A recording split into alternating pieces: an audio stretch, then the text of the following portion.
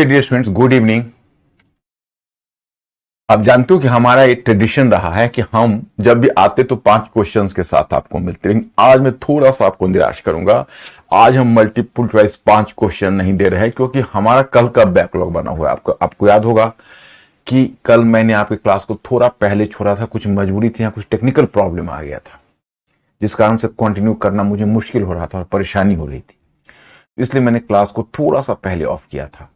तो अब क्या है कि हमारा कल का भी बैकलॉग है, आज का भी है, और आज फ्राइडे है तो फिर आपको मंडे क्लास दूंगा। तो इसलिए मैंने थोड़ा टाइम को आज सेव करने के लिए हमने उस 5 क्वेश्चंस को छोड़ा है। तो चलिए हम सीधे पॉइंट पर आते हैं। तो कल हमने जो इस्लाम का, मिस्टर अंकुर पूछो हमारे स्टूडेंट से कि कल हमने इस्लाम का उद्भव, प्रसार, फिर अरब वाले कौन थे, तुर्क कौन थे। बाद में मैं बताऊंगा कि जिस तरह से तुर्क इस्लाम धर्म में धर्मांतरित हुए, आगे मंगोल भी इस्लाम धर्म में धर्मांतरित हो गए। चंगेज खान पहले मुसलमान नहीं था। पहले जो चंगेज खान था, Genghis Khan was a tribal leader, उसका नाम था तमेचिन, और उसने मंगोलों की एक सभा बुलाई थी और उसमें उसने उसको नेता चुना गया था।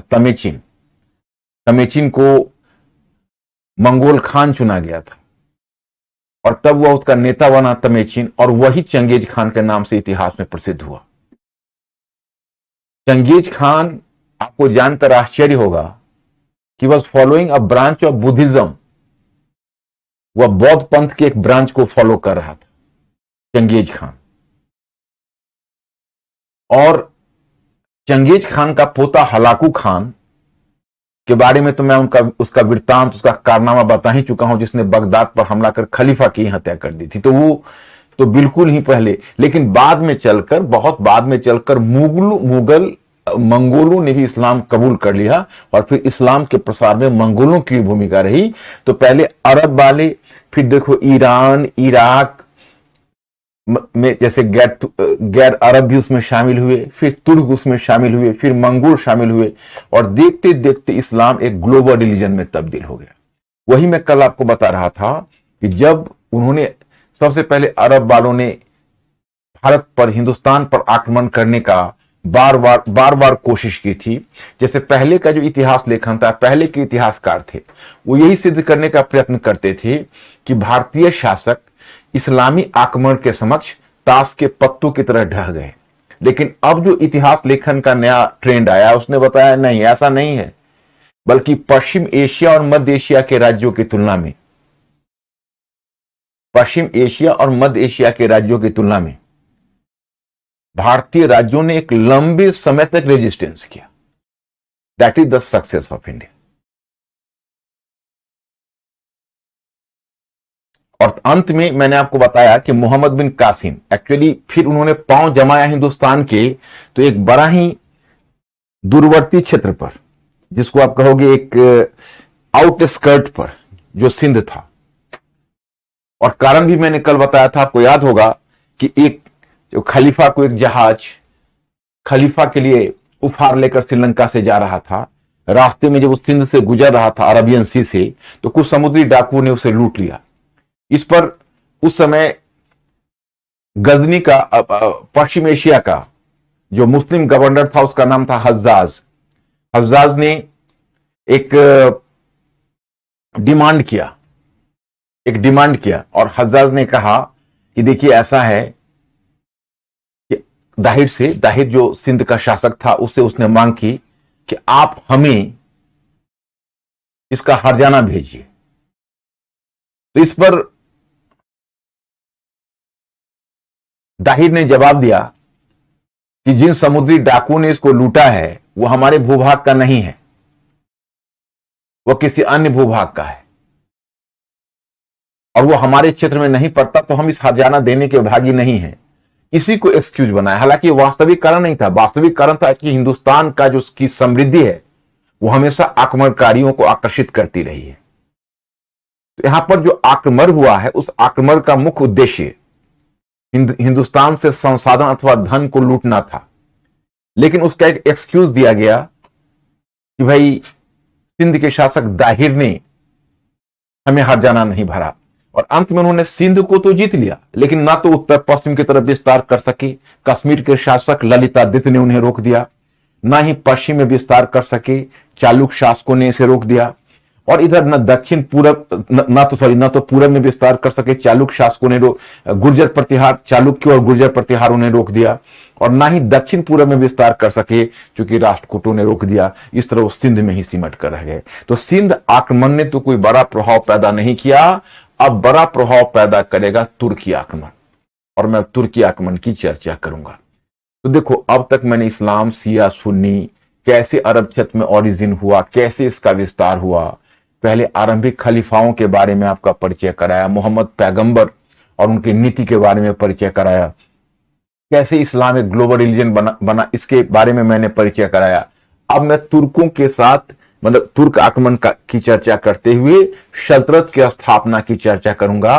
पहले दिल्ली के सुल्तानों से आपका परिचय कराऊंगा और फिर मुगल बादशाह, और चूंकि मैं केवल भी राजनीतिक इतिहास कर रहा हूं, ध्यान रहे, इसलिए चर्चा केवल राजनीतिक की होगी। राज्य, साम्राज्य, राजवंश और शासक, बस इतनी ही की चर्चा होगी। तो अंकुर ये बताइए कि कल हमने जो पढ़ाया है उसमें स्टूडेंट लोगों का कुछ क्वेश्चन भी आया है।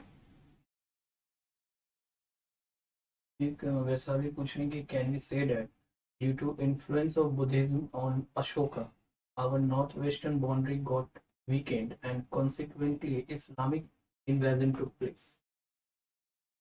Vaishali, you are working with me from a long time. As you have asked me the question in English, so then I am bound to reply in English itself. So sorry for those students who are more interested in Hindi. Actually, you have asked me the question, did the Pacific policy of Ashoka, which promoted the policy of tolerance and peace in Northwest, so that resulted into the incoming foreign invasion from the side of Islam later. अब here Vaishali, my point is you are my student, and in political history I have made you clear about the chronology of history, starting from Vedic period to early medieval age, and then we have entered into the part third, which we have just started with the political history. So my question is, you are well aware of the fact that there is a long time gap between Ashoka's policy and Islamic invasion. How can you forget that? After Ashoka, even Samudragupta came to India, Gurjar Pratiharas came to India, Rajput rulers came to India, and these rulers followed the policy of aggression. Ashoka was an exception, and Ashoka actually came to rule in 4th century BC, or Islamic invasion started from 7th century or 8th century, and most profusely and continuously from 10th century onwards. So how can we link the Pacific policy of Ashoka with the success of Islamic invaders? Please don't try to bring the far-fetched examples. Common question है sir, उलेमा पर है, उलेमा कौन है, शिया सुन्नी के बारे में बता दीजिए, खलीफा। मैंने बताया था कि पैगंबर मोहम्मद का 630 ईस्वी में देहावसान हुआ। वो पैगंबर थे। पैगंबर का मतलब होता है he who propagates a new sect और द फाउंडर ऑफ इस्लाम। तो पैगंबर का दर्जा तो किसी को नहीं मिलना है, लेकिन पैगंबर के बाद जो मुस्लिम मिल्लत या मुस्लिम अवाम है, जिसको कहते हैं मुस्लिम समुदाय, उसके नेतृत्व करने वाला एक नेता की आवश्यकता थी। पैगंबर मोहम्मद ने अपना कोई उत्तराधिकारी नहीं चुना था, तो उनके फादर इन लॉ थे अबू बकर, वही पहले उनके उत्तराधिकारी बने। मतलब कि वो एक तरह से अवाम अथवा मिल्लत को लीड करने के लिए आगे आए और वे कहलाए खलीफा। खलीफा शब्द वहीं से शुरू हुआ, कैलिफ अंग्रेजी में बोलते हैं उसको। और फिर अबू बकर के बाद उमर, उमर के बाद उस्मान, उस्मान के बाद अली, एक के बाद दूसरा, तीसरा, चौथा खलीफा आए। इनको निर्वाचित खलीफा का दर्जा दिया गया, क्योंकि इनको कुछ मुस्लिम, जो वरिष्ठ मुस्लिम जन थे, वो मिलकर चुनते थे। तो जो वरिष्ठ मुस्लिम जन मिलकर उनको चुनते थे, तो वो कहलाए खलीफा और निर्वाचित खलीफा, क्योंकि उनका चयन होता था। वो चैन कोई इलेक्शन नहीं था, जस्ट एक नॉमिनेशन कह सकते हो।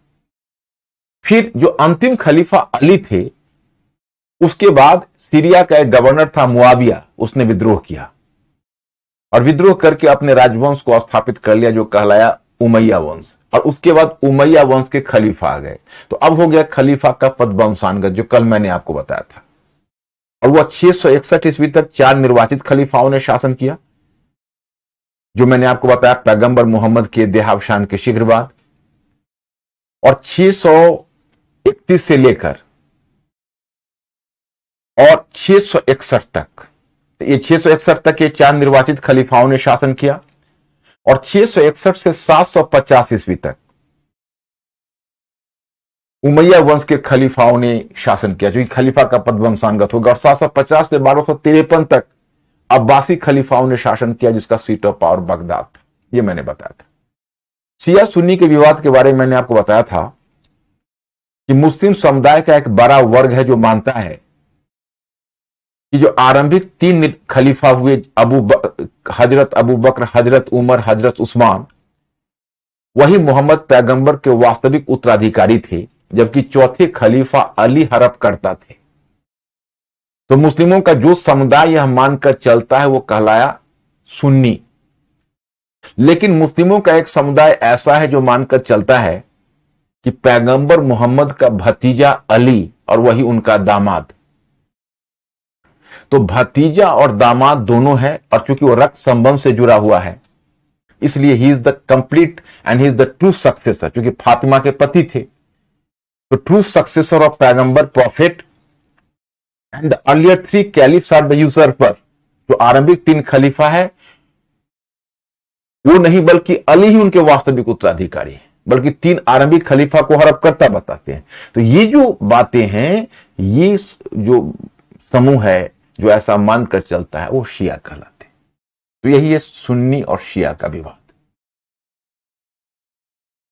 उलेमा, जैसे हिंदू धर्म में या ब्राह्मण पंथ में, ब्राह्मण पंथ कहना उचित है ज्यादा, ब्राह्मण पंथ में आपको मिलता है टर्म पुरोहित, प्रिस्ट। तो इस्लाम पंथ में वही टर्म मिलता है उलेमा, दैट इज कॉल्ड उलेमा, जस्ट लाइक द पुरोहित ऑफ ब्राह्मणिज्म।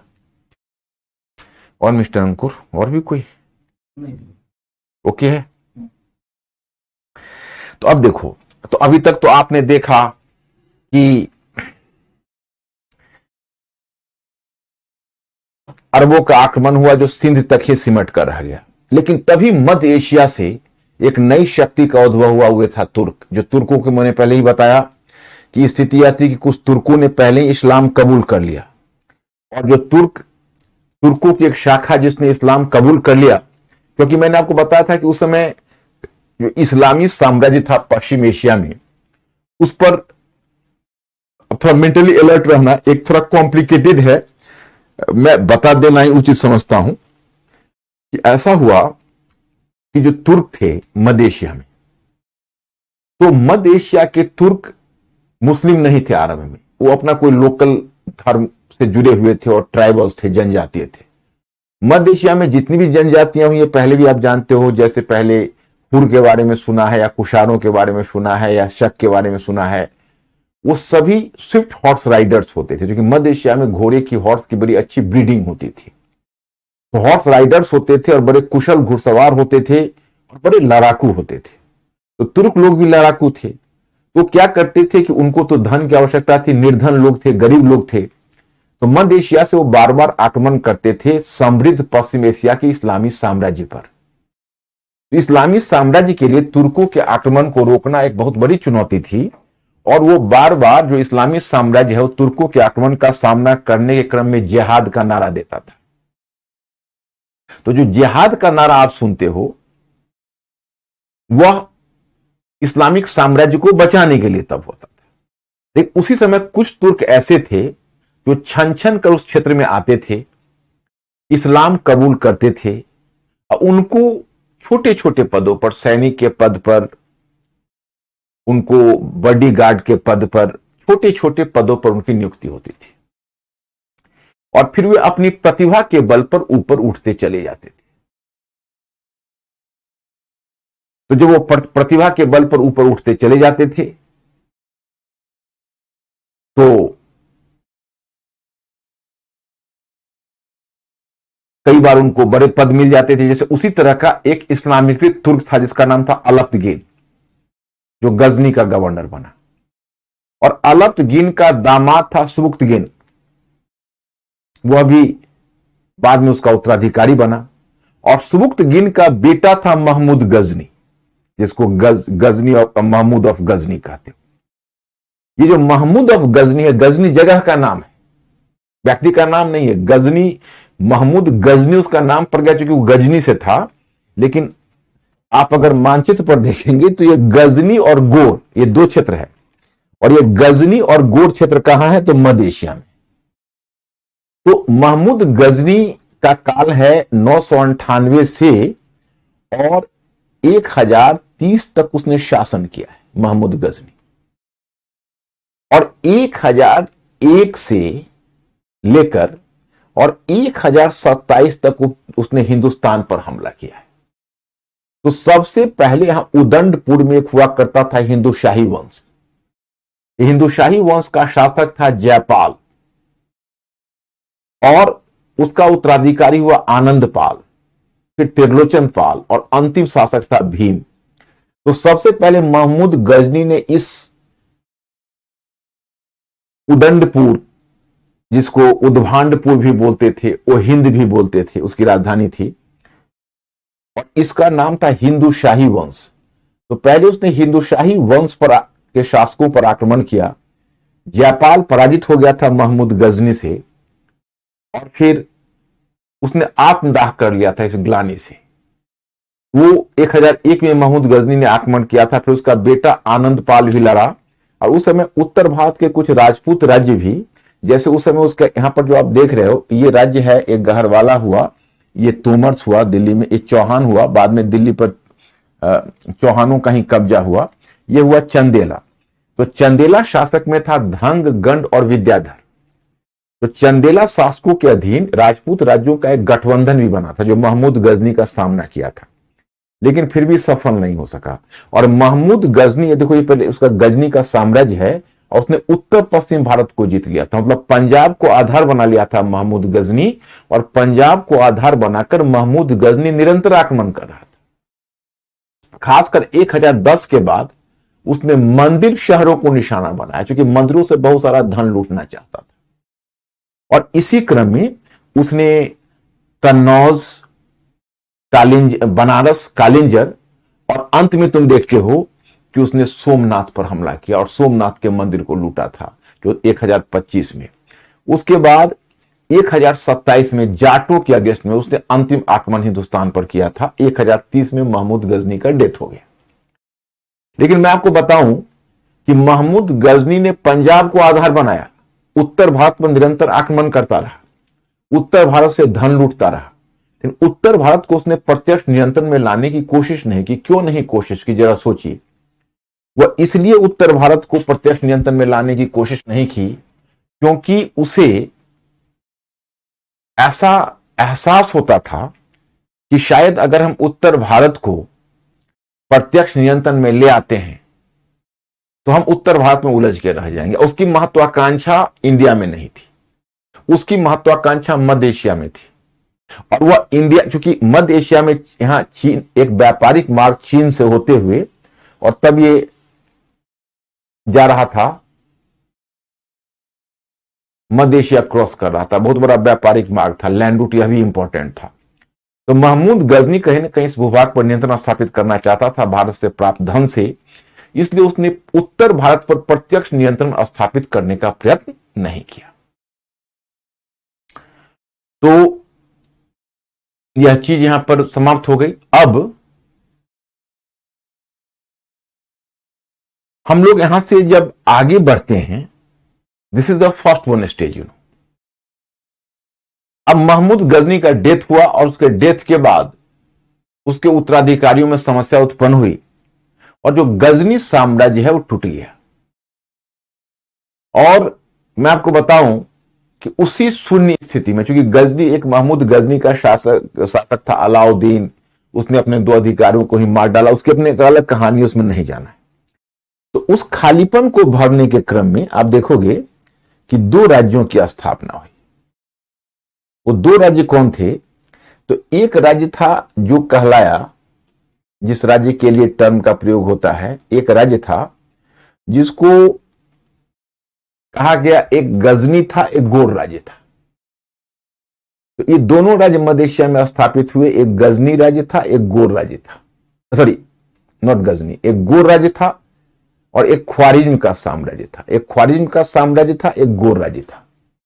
जैसे महमूद गजनी का जो साम्राज्य का विघटन हुआ, तो उसके बाद एक पॉलिटिकल वैक्यूम आ गया, राजनीतिक शून्य आ गया। उसी राजनीतिक शून्य को भरने के क्रम में एक ख्वारिज्म, उसको ख्वारिज्म का साम्राज्य कहते हैं, एक जो पहले है इसको गोर राज्य बोलते हैं और इसको बोलते हैं ख्वारिज्म का साम्राज्य। तो ख्वारिज्म का साम्राज्य ये एक महत्वपूर्ण और पावरफुल साम्राज्य था। और जो गोर राज्य है उसमें पहले एक शासक हुआ था, उसका नाम था गयासुद्दीन। वो गजनी कहीं अधिकारी हुआ करता था, फिर स्वतंत्र होकर उसने गोर राज्य की स्थापना की थी। वो तुर्की था। ख्वारिज्म का जो शासक है वो भी तुर्की था। वो सब गजनी का ही लेगेसी था। तो जो गयासुद्दीन, जो पुराने गजनी का अधिकारी था, उसी का छोटा भाई था जिसका नाम था मुइजुद्दीन मोहम्मद बिन साम। इसका नाम था मुइजुद्दीन मोहम्मद बिन साम। इसी को इतिहास में मोहम्मद गोरी के नाम से जाना जाता है। वैसे इसको शासन करने की तिथि देखोगे तो लंबा है, 1173 से होकर 1206 तक है। और ये हिंदुस्तान की तरफ देखा जिस तरह महमूद गजनी ने देखा था। सबसे पहले 1175 में इसने उच और मुल्तान, यहां पड़ता है, उच और मुल्तान को जीत लिया था। फिर जब इसने हिंदुस्तान पर हमला करना चाहा, तब तक मैं आपको बताना चाहूंगा कि जो गजनी का शासक था, वो गजनी का शासक, चूंकि उसका गजनी का साम्राज्य नष्ट हो गया, तो वहां पर उसका कोई अवलंब नहीं था। तो जो गजनी का शासक था वो पंजाब में आकर स्थापित हो गया, क्योंकि पंजाब पर उसका कब्जा था। गजनी का पंजाब क्षेत्र पर महमूद गजनी ने पहले से ही कब्जा जमा रखा था। तो गजनी का उत्तराधिकारी यही पंजाब में आकर स्थापित था। अब मोहम्मद गोरी को हिंदुस्तान पर हमला करना था, तो उसको लगा कि अगर हम पंजाब के रास्ते आएंगे, क्योंकि मैं आपको बताऊं कि देखिए भारत की जो वैज्ञानिक सुरक्षा पंक्ति है, ये देखिए, ये है हिंदुकुश पर्वतमाला, हिंदुकुश। और हिंदुकुश पर्वतमाला से जुड़ा हुआ पहला है, उसको कहते हैं सुलेमान रेंज। और उसके नीचे जाएंगे तब कहते हैं किरथर रेंज। तो सुलेमान रेंज में 2 दर्रे हैं। एक दर्रे का नाम है खैबर दर्रा और दूसरे का नाम है गोमल दर्रा। और किरथर रेंज में भी एक दर्रा है जिस दर्रे का नाम है बोलन दर्रा, दैट इज कॉल्ड बोलन दर्रा। तो अगर आप सुलेमान रेंज में आएंगे तो खैबर दर्रा से प्रवेश करेंगे तो आप जाएंगे पंजाब। अगर आप किरथर रेंज से आएंगे और बोलन दर्रे में प्रवेश करेंगे तो आप निकलेंगे बलूचिस्तान में, और बलूचिस्तान से आप फिर राजस्थान की तरफ बढ़ सकते हैं, गुजरात की तरफ बढ़ सकते हैं। तो पहले मोहम्मद गोरी ने यह सोचा कि नहीं, हमें ऐसा नहीं करना है। हम अगर पंजाब के रास्ते हमला करते हैं तो हमारा सामना महमूद गजनी के उत्तराधिकारियों से होगा। तो हम महमूद गजनी के उत्तराधिकारियों से संघर्ष करके अपनी ऊर्जा को नष्ट क्यों करें। तो वो पहले किरथर रेंज में बोलन दर्रे से प्रवेश किया, बलूचिस्तान पार किया, राजस्थान के मरुस्थल पार करते हुए गुजरात पहुंचा। गुजरात पहुंचा तो इसका सामना हुआ गुजरात के शासक, जिसका नाम था, गुजरात के शासक का सोलंकी शासक था, उसका नाम था भीम द्वितीय। तो भीम द्वितीय से उसका सामना हुआ, भीम द्वितीय ने उसको पराजित कर दिया। तो मोहम्मद गोरी को आधार बनाए बिना उत्तर भारत पर कब्जा रखना मुश्किल है। तो मोहम्मद गोरी फिर वहां से लौट गया, और लौट कर तब वह फिर खैबर दर्रे से घुसा और पहले उसने 1190 तक पंजाब पर कब्जा किया। जब उसने पंजाब पर कब्जा कर लिया मोहम्मद गोरी, जहां पर मैं कलम घुमा रहा हूं, देखिए ये पंजाब पर जब उसने कब्जा कर लिया तो मोहम्मद गोरी महमूद गजनी की तरह केवल उत्तर को लूट कर खुश होने वाला नहीं था। वह चाहता था कि हम वहां पर नियंत्रण बना के रखें और निरंतर वहां से धन प्राप्त करते रहें। तो वो अब अपने विस्तार के लिए दक्षिण पूरब की तरफ देखने लगा। तब तक यहां रुकिए, मैं इसके साथ एक दूसरा वृत्तांत बताता हूं। यहां पर अजमेर का राज्य था, अजमेर। और अजमेर के राज्य में एक शासक हुआ था विग्रहराज चतुर्थ, वहां पर चौहान शासक था, शक्तिशाली शासक था। तो विग्रहराज चतुर्थ के समय ही चौहानों का कब्जा दिल्ली पर भी हो गया था। तोमर से चौहानों के पास दिल्ली आ गई थी। तो दिल्ली और अजमेर चौहानों के केंद्र थे। और जिस समय मोहम्मद गोरी उच्च और मुल्तान को जीत रहा था, उस समय 14 वर्ष के शासक पृथ्वीराज चौहान अथवा राय पिथौरा का सिंहासनारोहण हुआ था। तो राय पिथौरा भी बड़ा महत्वाकांक्षी था पृथ्वीराज चौहान। तो पृथ्वीराज चौहान ने के बारे में कहा जाता है कि उसने चंदेल राज्य पर हमला किया था और चंदेल शासक परमार्दी देव को पराजित किया। और फिर उसने परमार्दी देव को पराजित किया था। जैसे आपने दो योद्धाओं के बारे में सुना होगा, अल्लाह और उदल। वो अल्लाह और उदल चंदेल योद्धा थे और उन चंदेल योद्धाओं को किसने मारा? तो पृथ्वीराज चौहान ने, उस आक्रमण के मध्य। तो फिर पृथ्वीराज चौहान ने पहले चंदेलों को पराजित किया। उसके बाद पृथ्वीराज चौहान दक्षिण पश्चिम की तरफ, गुजरात की तरफ देखा। जो गुजरात का समृद्ध क्षेत्र था, पृथ्वीराज चौहान राजस्थान से गुजरात की तरफ भी बढ़ना चाहता था। जब गुजरात पर हमला किया तो गुजरात का वही शासक भीम द्वितीय ने पृथ्वीराज चौहान को भी पराजित कर दिया। अब देखो, पृथ्वीराज चौहान पराजित हो गया गुजरात में मोहम्मद गोरी की तरह ही, तब वह भी अपने विस्तार के लिए उत्तर पश्चिम की तरफ देखने लगा। उधर मोहम्मद गोरी ऑलरेडी उत्तर पूरब की तरफ, सॉरी दक्षिण पूरब की तरफ देख रहा था। इसलिए दोनों के बीच मुठभेड़ अनिवार्य थी, क्योंकि पृथ्वीराज चौहान उत्तर पश्चिम की तरफ ऐसे देख रहा था और मोहम्मद गोरी दक्षिण पूरब की तरफ ऐसे देख रहा था। तो दोनों के बीच एक जगह का नाम है तबर हिंद। तबर हिंद कहते हैं आधुनिक भटिंडा, आपने नाम सुना होगा। तो जिसको आप आधुनिक भटिंडा कहते हो, उस भटिंडा का आरंभिक नाम है तबर हिंद। तो फिर उसने तबर हिंद पर कब्जा करने के लिए दोनों के बीच एक निर्णायक युद्ध हुआ। उस निर्णायक युद्ध में पृथ्वीराज चौहान ने मोहम्मद गोरी को पराजित कर दिया। इसको कहते हैं 1191 में तराइन का प्रथम युद्ध। तराइन का प्रथम युद्ध। अब देखिए, अब इस बात की आलोचना पृथ्वीराज चौहान की होती है कि जब वो तराइन का पहला युद्ध जीता और मोहम्मद गोरी हारने के बाद पंजाब की तरफ लौटा, तो एक कहावत है, offence is the best defence. तो पृथ्वीराज चौहान को चाहिए था कि मोहम्मद गोरी का पीछा करते हुए पंजाब में उसको धराशायी करना या पंजाब में उसको रोकने का प्रयत्न करना या एग्रेसिव पॉलिसी अपनाना ताकि दोबारा वो तैयार होकर नहीं आ सके। लेकिन उस समय राजपूत राज्यों ने एक तरह की रक्षात्मक दृष्टि विकसित कर ली थी। मतलब वो अपने आप को बचा तो लेते थे परंतु आक्रमण नहीं करते थे। इसका फायदा उठाते हुए मोहम्मद गोरी ने एक वर्ष बाद 1192 में उसने दोबारा हमला किया और तराइन का दूसरा युद्ध हुआ। इस युद्ध में पृथ्वीराज चौहान पराजित हो गया। पृथ्वीराज चौहान पराजित हो गया और पृथ्वीराज चौहान की पराजय के बाद अब क्या हुआ, यह विवाद का विषय है अपने आप में। जैसे एक विचार है जो युद्ध मैदान से निकलना चाह रहा था लेकिन पकड़ा गया और मारा गया, लेकिन बहुत कन्विंसिंग विचार नहीं लगता। एक विचार यह है जो सतीश चंद्र कहते हैं कि देखिए, जो मोहम्मद गोरी ने जो सिक्के जारी किए, उस सिक्के में एक तरफ लिखा हुआ है श्री पृथ्वीराज और सांड का चित्र है, बुल का, और दूसरी तरफ लिखा हुआ है मोहम्मद बिन साम और उस पर एक घोड़े का चित्र है। तो संभव है कि पृथ्वीराज चौहान कुछ समय तक मोहम्मद गोरी के अधीनस्थ शासक के रूप में काम किया, लेकिन यह बात कन्विंसिंग नहीं। अधिकांश स्टूडेंट्स को रिजेक्ट कर देते हैं। यह पृथ्वीराज चौहान का ही सिक्का होगा जिसको दोबारा मोहम्मद गोरी ने चला लिया। एक तीसरा तुम देखते हो कि चंदर बरदाई वाली कहावत है जो मानता है कि उसको पृथ्वीराज चौहान को गिरफ्तार करके गजनी ले गया और फिर गजनी में पृथ्वीराज चौहान ने इसका बदला लिया मोहम्मद गोरी से कि जब उसने 4 बांस 24 गज अंगुल अस्प्रमाण, कहानी सुने होंगे कि एक शब्दवेदी विद्या का निपुण था, तो बाण से पृथ्वीराज उसने मोहम्मद गोरी को मार दिया। अगर ऐसा होता तो बड़ी सुखद स्थिति होती, हम सबको बड़ी खुशी होती कि एक आक्रमणकारी का अंत कर दिया। आक्रमणकारी का उसकी मिट्टी पर जाके, उसके घर में जाके एक आक्रमणकारी का अंत कर दिया, ये हम सभी के लिए खुशी की बात होती। लेकिन ऐसा है नहीं, ऐसा हिस्टोरिकली प्रूव नहीं है, इसका हिस्टोरिकल एविडेंस नहीं है।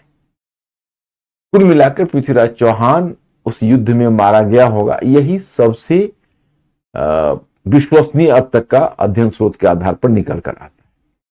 अब मोहम्मद गोरी ने हिंदुस्तान को जीता, लेकिन मोहम्मद गोरी भले ही उत्तर भारत में उसने अजमेर और मैंने हिंदुस्तान का मतलब है कि अजमेर और हिंदुस्तान उस समय तो बहुत छोटा, सिर्फ वो अजमेर और दिल्ली पर कब्जा किया, और इसको कब्जा करने के पश्चात फिर यहां से वापस लौट गया, क्योंकि उसकी भी महत्वाकांक्षा मध्य एशिया में थी। उसकी दिली तमन्ना थी कि ख्वारिज्म के साम्राज्य को धराशायी करके हम अपने राज्य का विस्तार कर सके, और इसी क्रम में वो लौटकर चला गया फिर मध्य एशिया में, और यहां पर अपना प्रशासक नियुक्त किया अपने एक विश्वासी दास को, जिसका नाम था कुतुबुद्दीन ऐबक। इसका नाम कुतुबुद्दीन ऐबक था। You come to know Qutbuddin Aibak. तो ये घटना है 1192 में। कुतुबुद्दीन ऐबक उसकी ओर से प्रशासक बना, वो शासक खुद नहीं था, वो एक अधिकारी था। फिर 2 वर्ष के बाद मोहम्मद गोरी फिर आया 50,000 घुड़सवार के साथ, 50,000 घुड़सवार की सहायता से, और कुतुबुद्दीन ऐबक को साथ में लेकर मोहम्मद गोरी ने कुतुबुद्दीन ऐबक को भी साथ में लिया, और दोनों ने मिलकर कन्नौज पर हमला किया। और कन्नौज में पृथ्वीराज चौहान का प्रतिद्वंदी था जयचंद, जो उसका रिश्तेदार भी था। चंदावर की लड़ाई में उसने जयचंद को भी 1194 में चंदावर की लड़ाई में वो जयचंद को पराजित करके मार डाला। तो जयचंद पराजित हो गया, मारा गया, और फिर कन्नौज पर पृथ्वीराज चौहान कन्नौज पर मोहम्मद गोरी का कब्जा हो गया। फिर मोहम्मद गोरी फिर मध्य एशिया लौट गया। तब तक इधर जिसको कहते हो गंगा यमुना का ऊपरी द्वाब, मतलब ऊपरी द्वाब का मतलब दिल्ली आगरा तो है ही, मेरठ वगैरह लेते हुए इलाहाबाद तक, तो ये ऊपरी द्वाब के भूभाग में तब तक मोहम्मद कुतुबुद्दीन ऐबक ने विस्तार कार्य शुरू किया।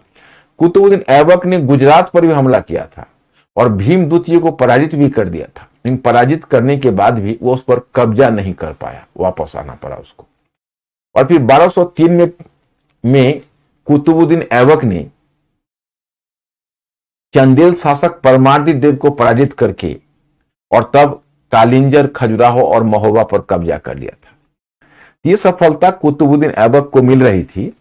इन द मीन टाइम 1203 में अंतिम प्रयास मोहम्मद गोरी ने ख्वारिज्म के साम्राज्य के विरुद्ध मध्य एशिया में किया।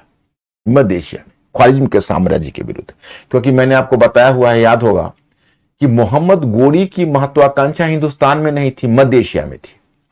तो उसने ख्वारिज्म के जो साम्राज्य था उसके शाह के विरुद्ध अंतिम प्रयास किया जीतने का, लेकिन हार गया।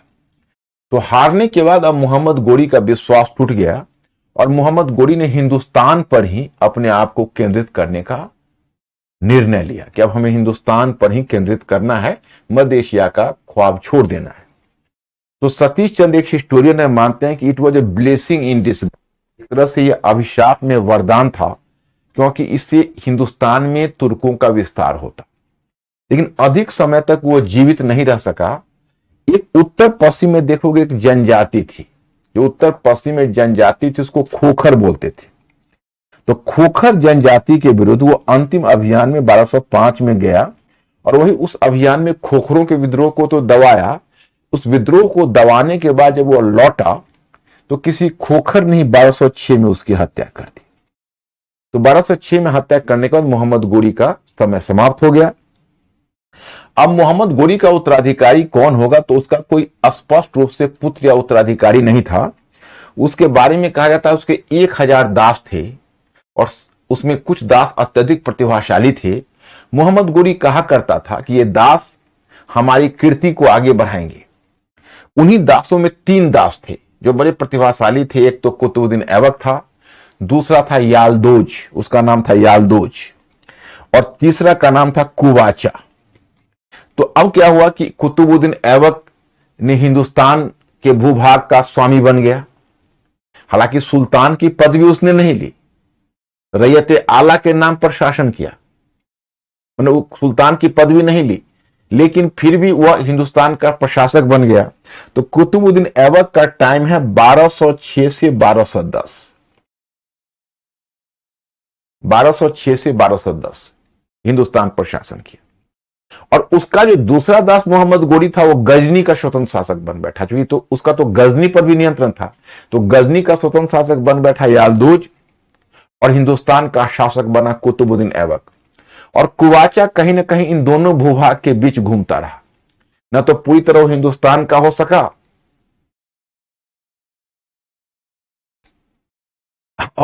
और ना ही वो गजनी में रह सका।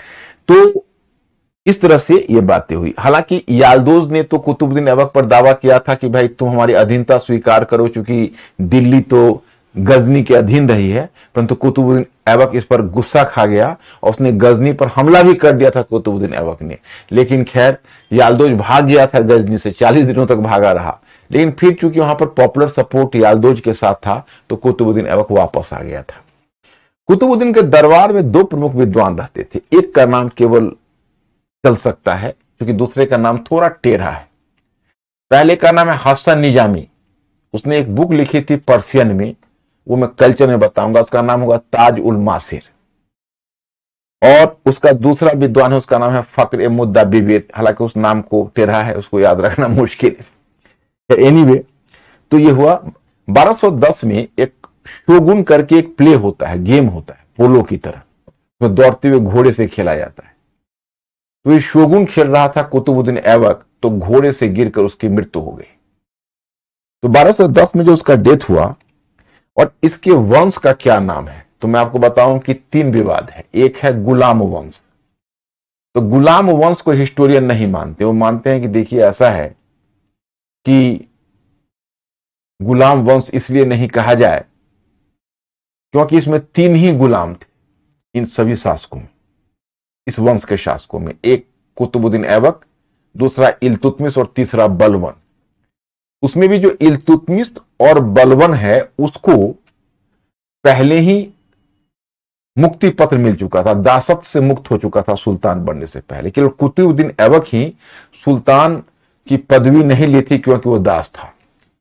और फिर दूसरा नाम है ममेलुक वंश। ममेलुक वंश का मतलब हुआ कि वह दास जो स्वतंत्र माता पिता के पुत्र हैं, वो भी फिट नहीं बैठता है बहुत ज्यादा। तीसरा है इलवरी वंश, इसलिए इलवरी वंश इसलिए सही लगता है क्योंकि ये इलवरी जनजाति शाखा से जुड़े हुए थे, ये जिस शाखा से जुड़े हुए थे उसका नाम था इलवरी, इसलिए इलवरी वंश ही उचित है।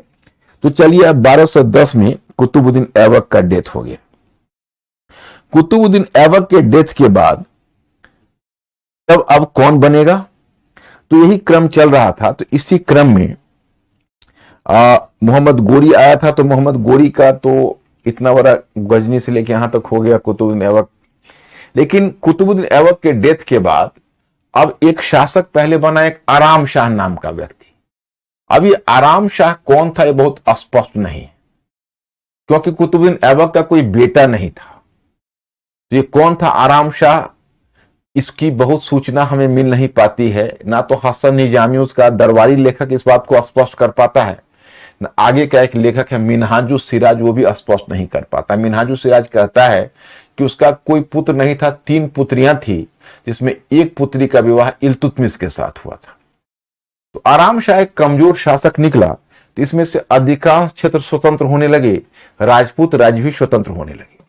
तब तक अमीरों में भी 2 गुट बन गया था। एक बात मैं बताना भूल गया कि कुतुबुद्दीन ऐबक को गजनी से खतरा था और याल्दोज से खतरा था, तो याल्दोज पर नजर रखने के लिए उसने अपनी राजधानी लाहौर को बना ली थी। कुतुबुद्दीन ऐबक ने अपनी राजधानी बना ली थी लाहौर को। क्योंकि उसने लाहौर को राजधानी बनाई हुई थी, तो लाहौर के अमीरों का एक अमीर कहते हैं जो उनका अधिकारी वर्ग होता है, जो मुस्लिम कुलीन होते थे जिनको अधिकारी का पद मिलता है, उसी को अमीर कहते थे। तो मैं बार बार बोलने के क्रम में अमीर शब्द का प्रयोग करूंगा, तो आप घबराना मत। तो इधर लाहौर के अमीर थे, लेकिन दिल्ली के अमीरों को पसंद नहीं था। दिल्ली के अमीरों का जो पसंद था वो इल्तुतमिश था। तो इल्तुतमिश यहां से गया और जाकर उसने आराम शाह को एक युद्ध में पराजित किया। उसको युद्ध का युद्ध बोलते हैं, वो आपको जानने की आवश्यकता नहीं है। और 1211 में इल्तुतमिश ने कब्जा कर लिया। तो 1211 से 36 तक इल्तुतमिश का काल था। 1211 से 36 तक शासन किया। अब मैं आपको बताना चाहूंगा कि इल्तुतमिश को दिल्ली सल्तनत का संगठनकर्ता कहा जाता है। क्यों? इसने एक प्रशासन की प्रणाली थी, जो मैं आपको प्रशासन में बताऊंगा, यहां नहीं समझा पाऊंगा, उसको कहते हैं इक्ता प्रणाली। तो उसने इक्ता प्रणाली को संगठित किया, उसने मुद्रा प्रणाली को संगठित किया। तो इक्ता प्रणाली को संगठित किया, मुद्रा प्रणाली को संगठित किया, और उसने सेना को भी संगठित किया, और उसने अधिकारियों का एक वर्ग पैदा किया था इल्तुतमिश ने। मतलब उसने अपने कुछ चुने हुए दासों को मिलकर अधिकारियों का एक वर्ग बनाया था। अधिकारियों के इस वर्ग को कहते थे तुर्क ए चहलगनी। उसने अधिकारियों के एक वर्ग तुर्क ए चहलगनी का गठन किया था, और महत्वपूर्ण पद वह तुर्क ए चहलगनी, मतलब कहा जाता है तुर्क ए चहलगनी को 40 अमीर भी कहा जाता है। कहा जाता है कि उसके जो दास थे उसमें से 40 प्रतिभाशाली दासों को चुनकर, जो उसके प्रति वफादार रहे, उसने तुर्क ए चहलगनी बनाई। हालांकि 40 नहीं थे, एक्चुअल नंबर 25 ही था, लेकिन कहा जाता है तुर्क ए चहलगनी, अमीर 40। उसको महत्वपूर्ण पद दिए ताकि वो हमारे प्रति वफादार रहे। चलिए, शुरू में तो वफादार रहा भी, लेकिन 1236 में जब इल्तुतमिश का डेथ हो गया, तो उसके डेथ के बाद यही जो तुर्क ए चहलगनी थे, ये राजा निर्माता की भूमिका निभाने लगे, और राजा निर्माता की भूमिका निभाते हुए उन्होंने अस्थिरता कायम कर दी। उसके जो भी अधिकारी आते थे, उत्तराधिकारी आता था, उसको टिकने नहीं देता था। जैसे मैं आपको बताऊं कि इल्तुतमिश का झुकाव कहीं ना कहीं अपनी पुत्री की तरफ था। रजिया को वो शासक बनाना चाहता था, लेकिन अब इसमें थोड़ा डिस्प्यूट है, क्योंकि उसका जो दरबारी लेखक है मिन्हाजुस सिराज, वो मिन्हाजुस सिराज लिखता है कि उसने वसीयत अपनी बेटी रजिया के नाम पर किया था। वसीयत तो समझते हो, संपत्ति देने का अधिकार। हालांकि बाद में शायद उसने वसीयत को बदल दिया था, लेकिन जब उसका डेथ हुआ, तो चूंकि एक महिला से शासित नहीं होना चाहते थे तुर्क ए चहलगनी के मेंबर्स, तो उसका एक भाई था इल्तुतमिश का, वो उसने इल्तुतमिश के एक भाई को, उसका नाम रुकुनुद्दीन फिरोज था। अब उनको नाम याद रखने की आवश्यकता नहीं है, ऐसे तो बहुत नाम आते रहेंगे, आप उसको इग्नोर कर सकते हो। उसका एक अयोग्य भाई था, उसको गद्दी पर बैठा दिया। लेकिन रजिया ने दिल्ली की प्रजा को, रजिया के बारे में कहा जाता है कि जामी मस्जिद, देखो जैसे एक जो मुख्य मस्जिद किसी क्षेत्र की होती है उसको कहते हैं जामी मस्जिद। तो दिल्ली की जामी मस्जिद में, आप देखो, अब जामी मस्जिद में दिल्ली का कहूंगा तुमको शाहजहां की जामी मस्जिद याद आ जाएगी, लेकिन मैं आपको बताऊंगा कि जिस मध्य काल से तुम गुजर रहे हो, उस मध्य काल में दिल्ली एक तरह से आप समझे, क्या है टेम्परेचर 6 कर दो। दिल्ली पर अगर तुम गौर करोगे तो दिल्ली एक बड़ा ही हेरिटेज सिटी है। 9 नगर दिल्ली में टोटल हुए हैं, 7 नगर मध्यकालीन है। पहला नगर इल्तुतमिश ने बनाएगा जो मेहरौली में है, मेहरौली साउथ दिल्ली है। दूसरा नगर स्थापित करेगा अलाउद्दीन खिलजी, उसको सीरी कहते हैं, सीरी का किला। वो मैं आपको आर्किटेक्चर वाले में बताऊंगा।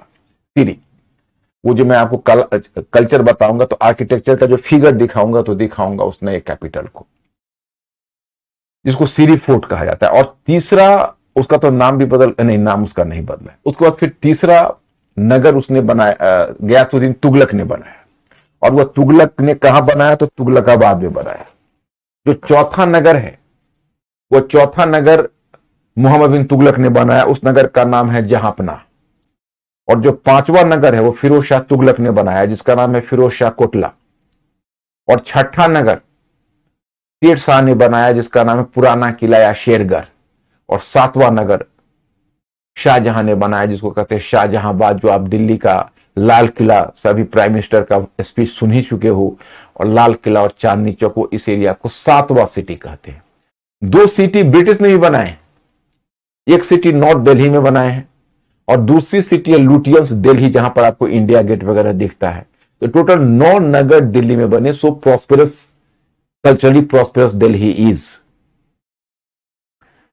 तो यह है आपको इल्तुतमिश। तो इल्तुतमिश के बाद जो रजिया आई, तो रजिया अपने वही जामा मस्जिद में लाल कपड़े में प्रवेश हुई, क्योंकि लाल कपड़ा न्याय मांगने का प्रतीक था, और दिल्ली की प्रजा के समर्थन से उसने सत्ता पर कब्जा कर लिया।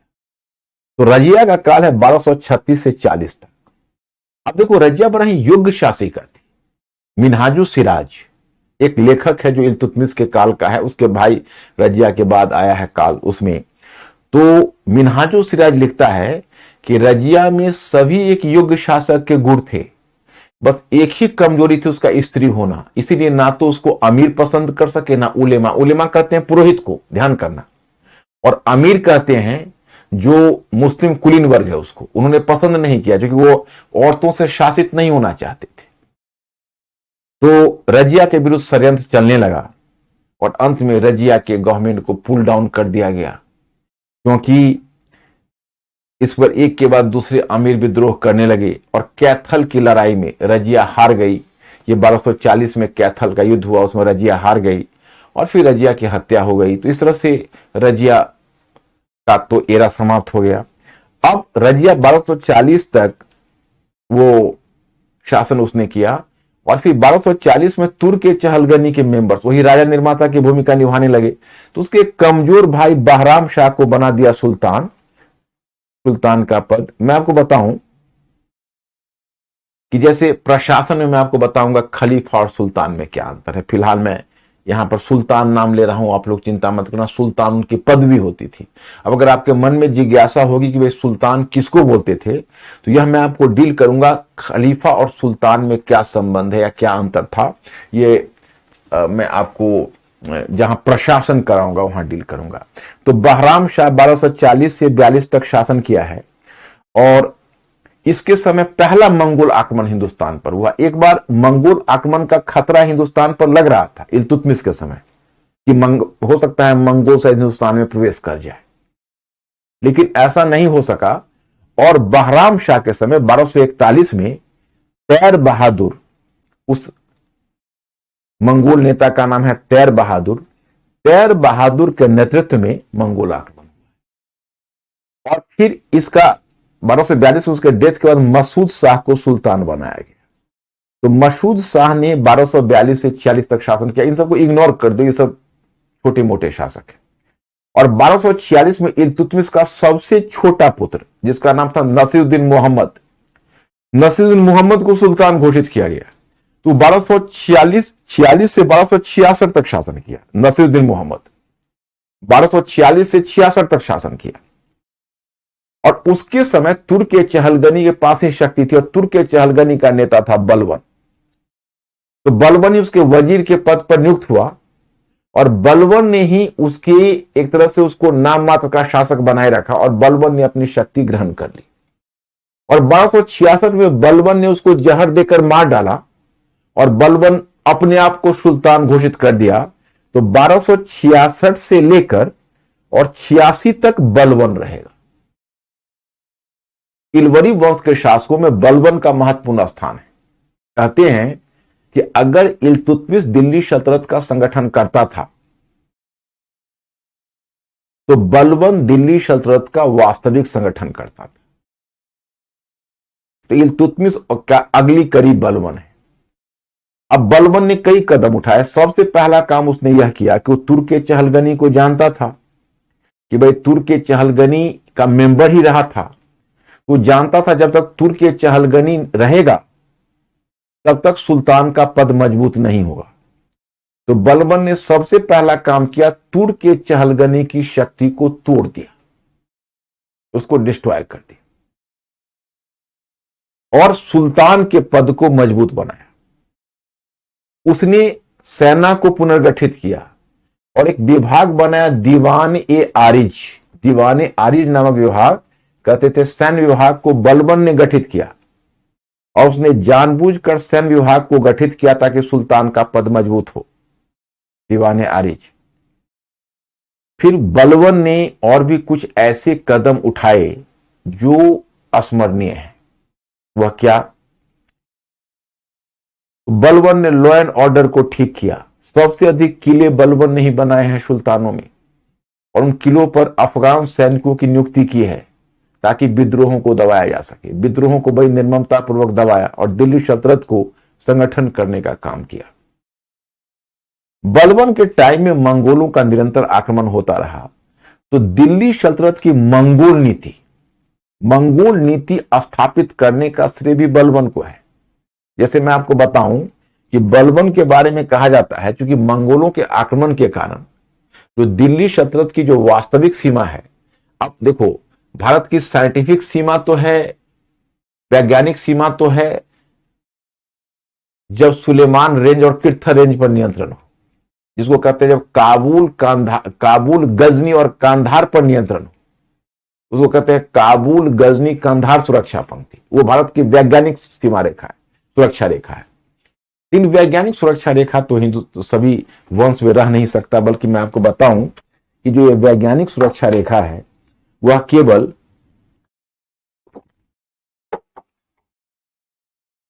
3 ही राजवंशों के अधीन रहा है।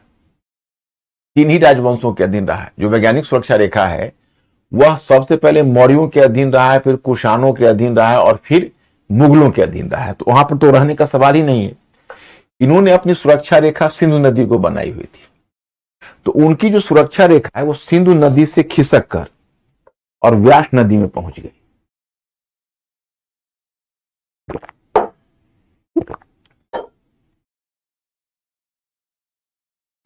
इनकी जो सुरक्षा रेखा है that started from the river Indus से, मतलब कह सकते receded from the river Indus to the river Beas. तो बलबन ने एक काम किया कि उसने 2 सुरक्षा पंक्ति बनाई उत्तर पश्चिम में, और एक पर अपने बड़े पुत्र मोहम्मद को नियुक्त किया और दूसरे पर बुगरा खान, ताकि मंगोलों के आक्रमण का सामना कर सके। लेकिन बावजूद उसके जब 1285 में तमर नामक मंगोल नेता ने आक्रमण किया, तो बलबन का बड़ा पुत्र मोहम्मद मंगोलों से लड़ते लड़ते मारा गया। तो बलबन को बहुत गहरा शौक लगा। 1286 में उसका भी डेथ हो गया। तो 1286 में जब उसका डेथ हुआ तो उसका पौत्र था कैकुबाद उसके पौत्र का नाम था। तो एक कैकुबाद शासक बना, और वह एक अयोग्य शासक था। उसके समय अव्यवस्था आने लगी। उसी अव्यवस्था की स्थिति में आप देखोगे, अगर आपने पद्मावत मूवी देखी होगी तो वहां पर आपने देखा होगा एक व्यक्तित्व है जिसका नाम है जलालुद्दीन खिलजी। तो जलालुद्दीन खिलजी उस समय समाना नामक प्रांत था, उसका गवर्नर था। तो जलालुद्दीन खिलजी ने विद्रोह कर दिया, और विद्रोह करके 1290 में उसने इलवरी वंश को समाप्त कर दिया, और जलालुद्दीन खिलजी ने खिलजी वंश की स्थापना की। ये खिलजी वंश 1290 में स्थापित है। तो मैं आपको बता दूं कि अगर खिलजी वंश इलवरी वंश का टाइम पीरियड है, मैं आपको स्पष्ट कर देता हूं, वह है इलवरी वंश का टाइम पीरियड है 1192 से 1290, और खिलजी वंश का टाइम पीरियड है 1290 से 1320। इसके बाद फिर तुगलक वंश का टाइम पीरियड है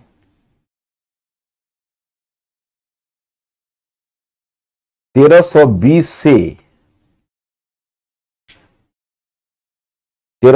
से 1412, और फिर एक आ गया बीच में सैयद वंश का टाइम पीरियड है 1414 से 1451, और तब आता है लोदी वंश। तो लोदी वंश का टाइम पीरियड है 1451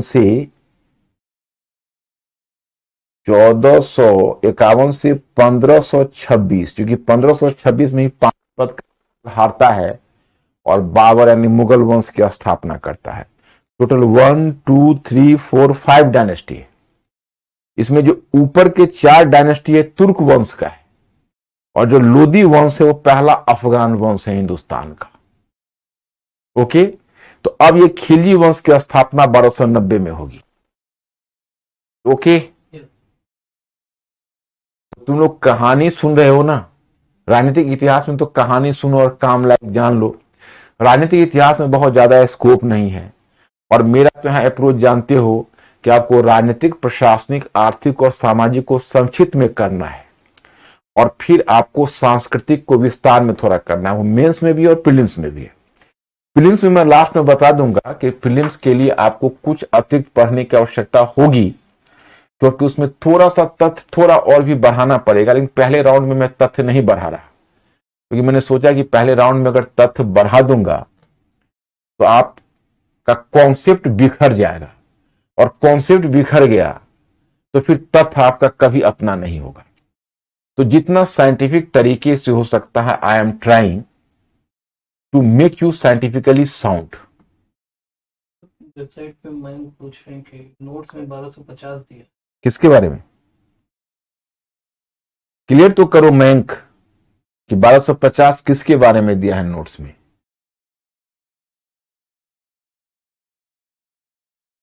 प्लीज मयंक क्लियर कर दो।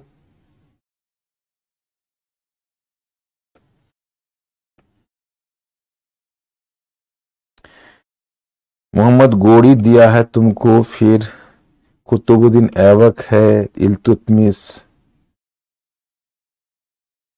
रजिया, बहराम शाह, मसूद शाह, बलबन, 86 से 90, क्याकूबाद, खिलजी वंश। आहा हा, सॉरी सॉरी सॉरी भाई, मिसप्रिंटिंग हो गई है ये। तुम लोगों को थोड़ा करेक्शन मारना पड़ेगा।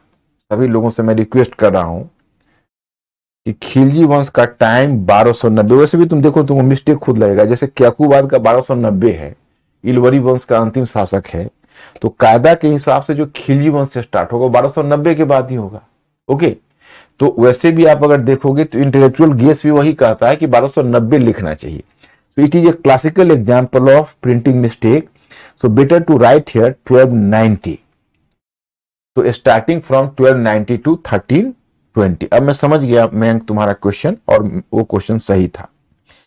तो मैं आपको बताऊं कि पहले 1290 से 96 तक का टाइम है, वो है जलालुद्दीन खिलजी।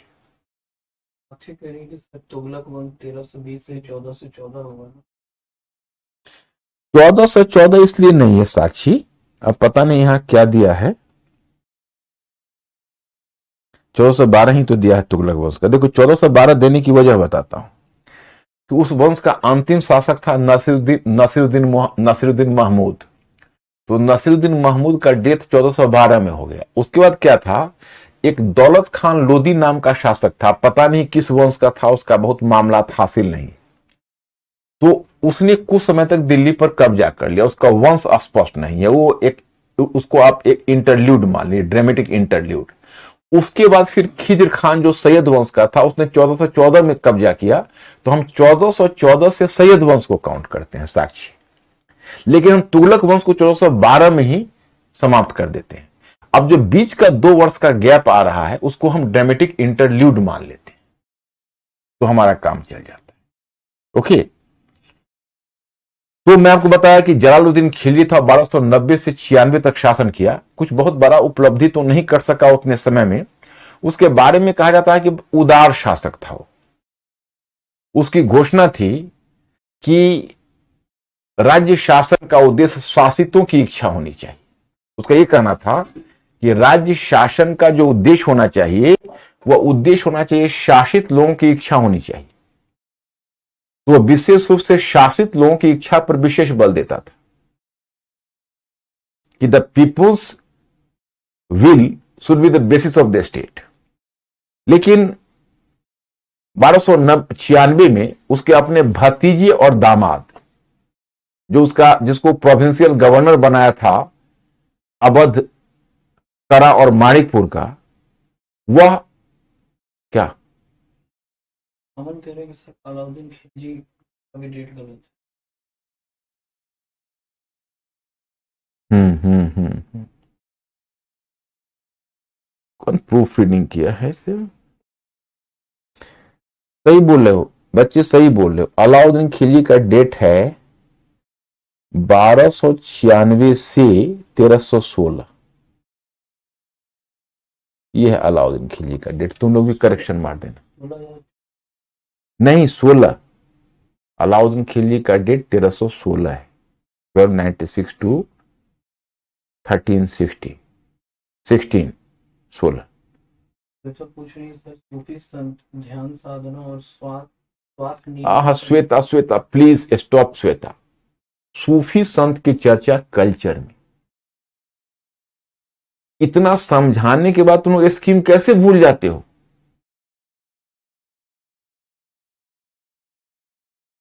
Just 1 minute. इतना समझाने के बाद आप स्कीम क्यों भूल जाते हो? पहले दिन में आया तो उसको कैसे बांटा है देखो, राजनीतिक, आर्थिक, फिर एक बार Shweta for your kind information, be mentally alert. राजनीतिक, आर्थिक, सामाजिक और सांस्कृतिक। राजनीतिक को हम 2 भाग में बांटते हैं। पहले पूरी राजनीति हम ले आएंगे बाबर के आगमन तक, ओके, वहां पर रुक जाएंगे। बाबर के आगमन पर हम रुक जाएंगे, और नहीं सॉरी, बाबर के आगमन को भी क्रॉस करेंगे, फिर हम आपको पूरा मुगल काल कवर करेंगे, केवल राजनीतिक इतिहास। और तब औरंगजेब का डेथ जो औरंगाबाद में हुआ है वहां रुक जाएंगे। फिर आ जाएंगे प्रशासन में, और तब पहले सल्तनत कालीन प्रशासन में आपको कवर करूंगा, और फिर मुगल कालीन प्रशासन कवर करूंगा। फिर मैं आऊंगा अर्थव्यवस्था में, सल्तनत कालीन अर्थव्यवस्था कवर करूंगा, फिर मुगल कालीन अर्थव्यवस्था कवर करूंगा। फिर मैं आऊंगा समाज में, सल्तनत और मुगल के समाज पर थोड़ा सा ही है, ज्यादा नहीं। फिर मैं जो संस्कृति में आऊंगा तो पहले आऊंगा धर्म और दर्शन, तब आऊंगा भक्ति और सूफी, तो विस्तार से भक्ति और सूफी पढ़ाऊंगा। श्वेता अभी आप सूफी का क्वेश्चन क्यों डाल रही हैं? Please please please understand my scheme. मुझे क्वेश्चन का जवाब देने में कोई हर्ज नहीं है, मुझे सिर्फ यही लगता है कि मैं इतनी मेहनत से स्ट्रक्चर बना रहा हूं आपका, और आप अगर स्ट्रक्चर ही नहीं समझेगी तो फिर आप फैक्ट्स पर ही रह जाओगी, और फिर वही करोगे जो बाकी बच्चे गलतियां करते हैं। फिर मुझसे पढ़ने का फायदा क्या होगा? याद रखो, इंटीग्रेटेड एंड स्ट्रक्चर फर्स्ट। बिना स्ट्रक्चर और इंटीग्रेशन की हमारी पढ़ाई बिल्कुल अधूरी है। अब बोलो। आकाश कह रहे हैं कि सर एक बार मोहम्मद गौरी का भी डेट। मोहम्मद गोरी का डेट देखो, वो जहां पर मोहम्मद गोरी रहा है वो तो 1173 से लेके 1206, समझ रहे हो ना, 1206। लेकिन फिर जो मोहम्मद गोरी का ये टाइम पीरियड है जब वो शासक बना है, हिंदुस्तान में उसका जो हमला हुआ है 1175 में, उसने मुल्तान को जीता है और उच्च को जीता है। लेकिन 1100 भारत में अगर तुम मोहम्मद गोरी के शासन काल कहोगे कितना है, तो उसको 1192 से लेकर, क्योंकि 1173 तो गजनी का शासक हुआ है, हिंदुस्तान का शासक वो बना है, एक मतलब अजमेर और दिल्ली का शासक 1192 में बना है, वहां से 1206 तक ये हुआ मोहम्मद गोरी का। फिर 1206 से 10 कुतुबुद्दीन ऐबक का, 1211 से 36 इल्तुतमिश का, 1236 से 40 रजिया का, 1240 से 42 बहराम शाह, 1242 से 46 मसूद शाह, 1246 से 66 नासिरुद्दीन मोहम्मद जो अंतिम उसका बेटा है, और फिर 1266 में बलबन टेक ओवर करेगा, और बलबन 66 से 86 20 वर्षों तक शासन करेगा। फिर बलबन का उत्तराधिकारी क्याकुबाद उसका पोता होगा जो 86 से 90 तक शासन करेगा, तो वही क्याकुबाद उस वंश का अंतिम शासक होगा। हालांकि कुछ विद्वान क्योमर्स को मानते हैं उसके क्याकुबाद के बेटे को, लेकिन वो गलत है, क्याकुबाद ही करेक्ट है। तो क्याकुबाद होगा, तो क्याकुबाद के बाद उस वंश का नाश हो जाएगा, फिर मिलेगा खिलजी। तो खिलजी में पहले आएगा जलालुद्दीन खिलजी 1290 से 96, अब उसके बाद आएगा अलाउद्दीन खिलजी। तो यही डेट्स है, डेट तो मेरे दिमाग में बैठा हुआ है। अब यहां पर कंप्यूटर जो टाइप जो किया है उसने 1-2 मिस्टेक कर दिए हैं, I am sorry for that. अब मैंने जो करेक्ट करवा दिया है उसको आप लोग फॉलो कर लेना। नहीं तो देखो, एंशिएंट से लेके कॉन्टेम्पररी तक लोग डेट से डरते हैं। वही मैं आपको बताता हूं कि हमें सारा फैक्ट्स दिमाग में, चाहे मैं प्रीलिम्स का पढ़ाऊं या मेंस का पढ़ाऊं, मैं कभी स्लिप लेके नहीं पढ़ाता। मैं मेंस का भी जो डिक्टेशन देता हूं क्लास में, ऑप्शनल में भी, तुम पता कर लो मेरे बारे में, तो मैं कभी कुछ देख कर डिक्टेशन नहीं देता, एक्सटेम्पोर्ड डिक्टेशन देता हूं, चाहे वो जीएस का क्लास हो, ऑप्शनल का क्लास हो। तो यह वजह इसलिए है कि हम, ऐसा नहीं कि मेरे पास कंप्यूटर दिमाग है, दिमाग आपके पास भी है, वही मैं आप में भी बनाना चाहता। पता है कैसे? और सिर्फ हिस्ट्री की बात नहीं है, आप इकोनॉमी पढ़ते हो, पॉलिटी पढ़ते हो, हर जगह डेटा की जरूरत पड़ती है कुछ, क्योंकि कुछ उदाहरण तो देना पड़ता है।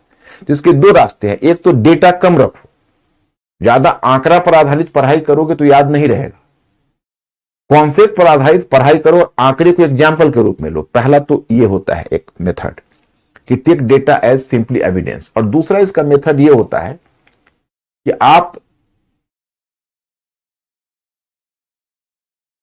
बौद्धिक जुगाली करो। बौद्धिक जुगाली जो मैंने आपको आदत सिखाई है, जो मैं चाहता हूं कि मेरे सारे जो स्टूडेंट्स हैं इस विधि का प्रयोग करें, क्योंकि मेरा ट्राइड विधि है, उससे चीजें लिंक होती है, लिंक करके पढ़ोगे तो याद रहता है। तो कभी कभी जैसे अभी श्वेता भाग रही थी सूफी पर, मैंने रोका, थोड़ा रूट होना पड़ता है कई बार, मुझे भी बुरा लगता है, लेकिन कोई चारा नहीं है। आप अगर गलत रास्ता पकड़ोगे, मैं आपको खाई में कैसे गिरते देखूंगा? This is the reason. और मिस्टर अंकुर, तो जलालुद्दीन खिलजी का कोई विशेष नहीं। अलाउद्दीन खिलजी के बारे में आप समझ सकते हो कि इसने एक बड़े साम्राज्य की स्थापना की, क्योंकि इसका तो है कि बहुत सारी उपलब्धियां हैं, प्रशासनिक सुधार भी है जो मैं प्रशासन में कवर करूंगा थोड़ा बहुत, लेकिन इसका जो मुख्य रूप से है कि पहले इसने उत्तर भारत को संगठित किया। अलाउद्दीन खिलजी ये 1296 से लेकर और 1316 तक शासन करता है, तो पहले इसने उत्तर भारत को संगठित किया। उत्तर भारत में इसने 1299 में गुजरात को जीता। अलाउद्दीन खिलजी के कहते हैं कि 4 सेनापति थे, 4 मुख्य सेनापति थे। उसका नाम था उलुग खान, नुसरत खान, अल्प खान और जाफर खान। जाफर खान इतना लड़ाकू था कि कहते हैं कि जाफर खान के का नाम सुनकर मंगोल के घोड़े भी पानी पीने से इनकार कर जाते थे। और उसके बाद अलाउद्दीन खिलजी ने एक गुजरात में जब 1299 में हमला किया तो यहां का शासक रायकरण बघेल था, वो पराजित हुआ और वह देवगिरी राज्य है वहां पलायन। आपको याद होगा जहां मैंने पूर्व मध्यकाल कराया, वहां पर कराया था ये जो चोल और उत्तरवर्ती चालुक्य साम्राज्य का विघटन हुआ। जैसा मुझे नोटिस करवाओ तो तुम लोगों ने राजनीतिक इतिहास तो पढ़ा है पार्ट 2 में, तो पार्ट 2 में राजनीतिक इतिहास मैंने यही समाप्त किया था कि जब उत्तरवर्ती चालुक्य साम्राज्य और चोल साम्राज्य का पतन हुआ तो महाराष्ट्र में इस क्षेत्र में मैंने कहा यादव राज्य की स्थापना हुई, इस क्षेत्र में मैंने कहा काकातीय राज्य की स्थापना हुई।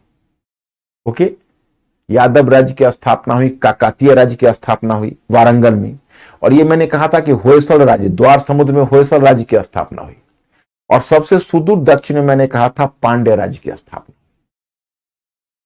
पांड्य राज्य की स्थापना हुई।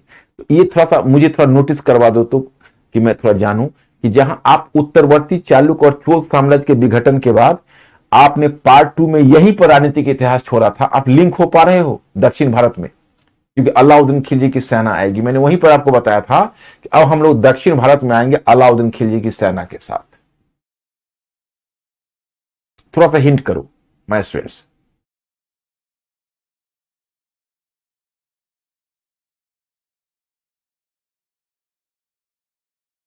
Yes sir.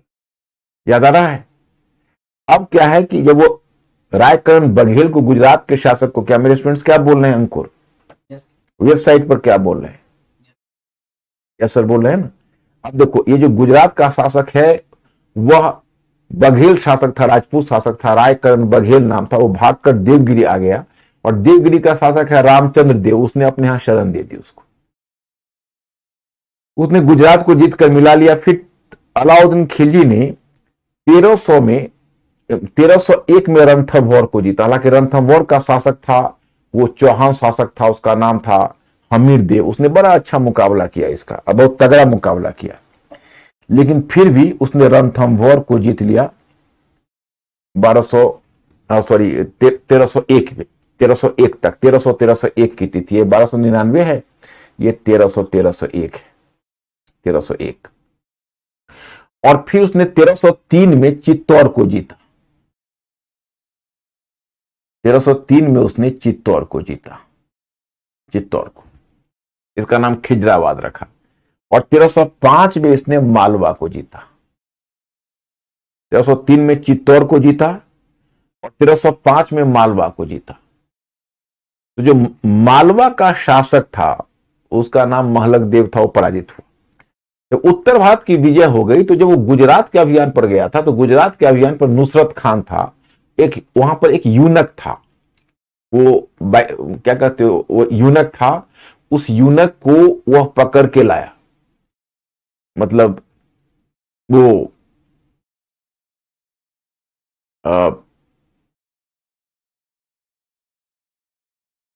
उसका नाम था मलिक काफूर। तो मलिक काफूर को अलाउद्दीन खिलजी अपनी सेवा में रखा। जो मलिक काफूर है उसने अपने आप को मजबूत किया और वह उसमें एक योग्य सेनापति के गुण उभर कर आए। तो बाद में जो अलाउद्दीन खिलजी ने दक्षिण का अभियान भेजा है वो मलिक काफूर के अधीन ही भेजा है और अल्प खां को सहायता में भेजा है। तो मलिक काफूर पहला अभियान लेकर दक्षिण गया था 1307-8 में, जब उसने देवगिरी को पराजित किया था और रामचंद्र देव से बहुत सारा धन प्राप्त किया और रामचंद्र देव को दिल्ली भेजा अलाउद्दीन खिलजी के पास। उसके भूभाग को जीता नहीं। दक्षिण के संदर्भ में अलाउद्दीन खिलजी की नीति थी कि राजस्व और धन प्राप्त करते रहे परंतु प्रत्यक्ष नियंत्रण नहीं रखे। वारंगल में, वारंगल से का शासक था प्रताप रुद्रदेव द्वितीय, उसको पराजित किया और पराजित करके उसे बहुत सारा धन लिया। वहीं से प्रसिद्ध कोहिनूर हीरा लाया था, जो कोहिनूर हीरा मलिक काफूर ने अलाउद्दीन खिलजी को भेंट में दी और वह हीरा बाद में आप देखोगे कि लंदन पहुंच गई, इतनी मशहूर हीरे थे। जैसे उस बाद में वो दिल्ली सल्तनत के खजाने में आ गया, वहां से निकलकर फिर वह चला गया ग्वालियर के शासक मानसिंह तोमर के खजाने में। फिर जब वहां पर हुमायूं ने घेरा डाला था, जब बाबर ने आक्रमण किया था भारत में, तो हुमायूं ने जब ग्वालियर का घेरा डाला तो मानसिंह तोमर ने वह हीरा हुमायूं को अर्पित किया। तो हुमायूं फिर उस हीरे को बाबर को दिया, बाबर ने हुमायूं को ही गिफ्ट कर दिया। खैर जो भी हो, मुगल जो खजाने में गया, फिर वहां से वो हीरा जो डायमंड है, कोहिनूर डायमंड, वह नादिर शाह जो आक्रमण किया दिल्ली पर 1739 में, तो हीरा लूट कर ले गया, वहां से ईरान ले गया। जब नादिर शाह के साम्राज्य का पतन हुआ तो अफगानों का उद्भव हुआ, तो वो डायमंड चला गया अहमद शाह अब्दाली अफगान लीडर के हाथ में, वही उसी के पास था। तो उसका पोता था शुजा, उसको जब उसके अपने अमीरों ने उसे गद्दी से हटा दिया तो शुजा वहां से हिंदुस्तान जान बचाकर भागा। तो वही जो भागा तो सिख दरबार रणजीत सिंह के दरबार में वो रुक गया और रणजीत सिंह के दरबार में ही था। तो रणजीत सिंह वो अपना कोहिनूर हीरा लेकर भागा शुजा। रंजीत सिंह से सहायता मांगी, रंजीत सिंह ने सहायता भी नहीं की, वो हीरा बहला फुसला के रख लिया। तो ये पहुंच गया हीरा अब सिख दरबार लाहौर में। बाद में जब पंजाब को जीता ब्रिटिश ने, तो उसने वह हीरा रंजीत सिंह के पोते और रंजीत सिंह के बेटे दलीप सिंह से गिफ्ट करवा लिया अपने नाम। और बाद में ब्रिटिश वो डायमंड लेकर चले गए और वो डायमंड को दो पार्ट में बांटा, एक किंग के पैलेस में लगा हुआ है, दूसरा उसके राज मुकुट में। जब इस पर विलियम डेलिपल की बुक भी आई है कोहिनूर डायमंड, और शशि थरूर ने भी मांग उठाई कि भाई डायमंड वापस करिए, तो ब्रिटिश तर्क दे रहे हैं कि भाई ये तो हमें उपहार में मिला था, गिफ्ट में, गिफ्टेड चीज भी क्या वापस ली जाती है। और सबसे ताजुब की बात है, अभी हीरा ब्रिटिश ने देने का निर्णय नहीं लिया, तब तक कई दावेदार खड़े हो गए। ईरान का कहना है कि नादिर शाह ईरान लाया था इसलिए वो हीरा हमारा है। अफगानिस्तान का कहना था कि भाई शुजा यहां से ले गया था हिंदुस्तान और रणजीत सिंह ने ले लिया था इसलिए हीरा पर हमारा हक है। और पाकिस्तान ने भी दावा कर दिया कि चूंकि लाहौर दरबार में रणजीत सिंह के दरबार में हीरा था, तो ये हीरा हमारा है क्योंकि हम लाहौर हमारी लेगेसी है। और हिंदुस्तान का तो ओरिजिनल वारंगल की खान से हीरा निकला था, हमारे माइनिंग से निकला था, तो हम पर तो हमारा तो इस पर पहला हक है। लेकिन सवाल है कि ब्रिटिश वो डायमंड वापस तो करे, फिर पता चले कि किसको मिलेगा। और पहला हक तो हिंदुस्तान का ही होगा इस पर। दूसरे का तो दावा जो भी है सब कोई लूट कर ले गए, कोई चुरा कर ले गए। लेकिन अगर वाकई में अगर हीरा है और रणजीत सिंह है, हिंदुस्तान के ही पार्ट थे, पाकिस्तान बट गया वो उसका प्रॉब्लम है। लेकिन हम लोग तो उस पार्ट को, रणजीत सिंह के शासन को हिंदुस्तान में ही मानते चले थे। और रणजीत सिंह के शासन का एक बड़ा भाग था, सतलज नदी तक उनका विस्तार था। खैर एनीवे, माय पॉइंट इज कि अमृतसर भी उनकी राजधानी थी और अमृतसर तो हिंदुस्तान में ही है। ये तो दूसरी बात है। और इस तरह से तुम देखते हो कि अलाउद्दीन खिलजी, फिर दूसरा अभियान दल लेकर वो आया, मलिक काफूर।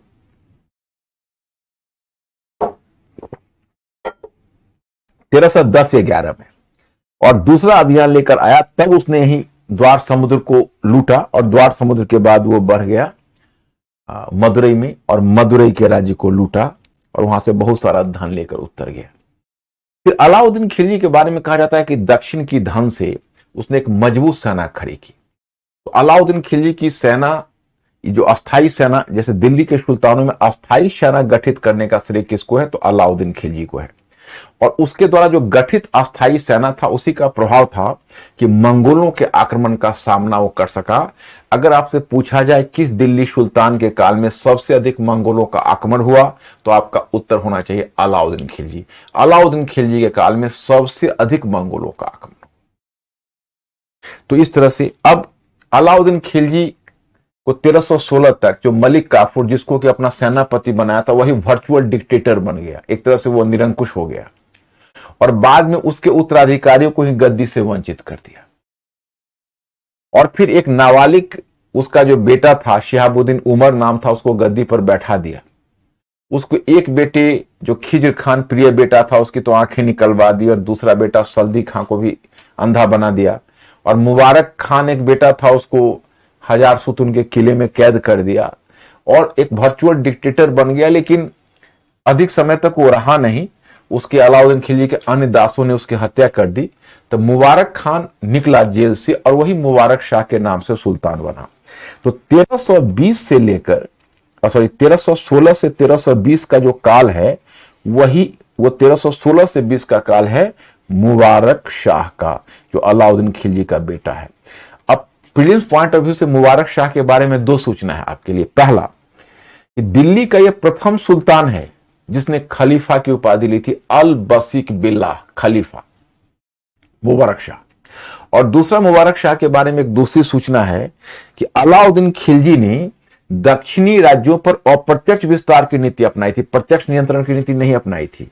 अलाउद्दीन खिलजी की इस नीति को सबसे पहले उलटने का श्रेय मुबारक शाह खिलजी को है, क्योंकि मुबारक शाह खिलजी ने यहां पर तुम देखो देवगिरी को जीत लिया और जीतकर अपने सल्तनत में बिला लिया। यह घटना है 1320 की। 1320 में 1318 की, तो उसने देवगिरी को जीतकर दिल्ली सल्तनत में मिला लिया। अब देखो, दिल्ली के सुल्तान दक्षिण की तरफ बढ़ेंगे। अलाउद्दीन खिलजी की नीति की दक्षिण की तरफ मत बढ़ो, दक्षिण की तरफ बढ़ोगे तो फंस जाओगे। लेकिन बाकी सुल्तानों ने उसकी अवहेलना की। मैं स्टूडेंट्स, आज तो हम यहीं तक पहुंच पाए, अब हमको मुगल तक पहले पहुंचना है। तो अब तो मंडे को ही हम ट्राई करेंगे। आप लोग अपनी पढ़ाई जारी रखना, क्योंकि टाइम ड्यूरेशन थोड़ा कम हो गया है, 1 घंटे 20 मिनट, तो इसलिए थोड़ा सा आपको कोर्स में, खैर कोई बात नहीं, आप लोगों का तो और भी सेगमेंट चल रहा होगा, इस पर हिस्ट्री पर ध्यान दीजिएगा। लेकिन आप पढ़िएगा उसी तरीके से जिस तरीके से मैंने आपको स्ट्रक्चर बनाया है, उस स्ट्रक्चर को ब्रेक नहीं होने दीजिएगा। अंकुर, ठीक है? ओके है? Okay my students, I will see you on Monday. Thank you very much. Good night. Good night.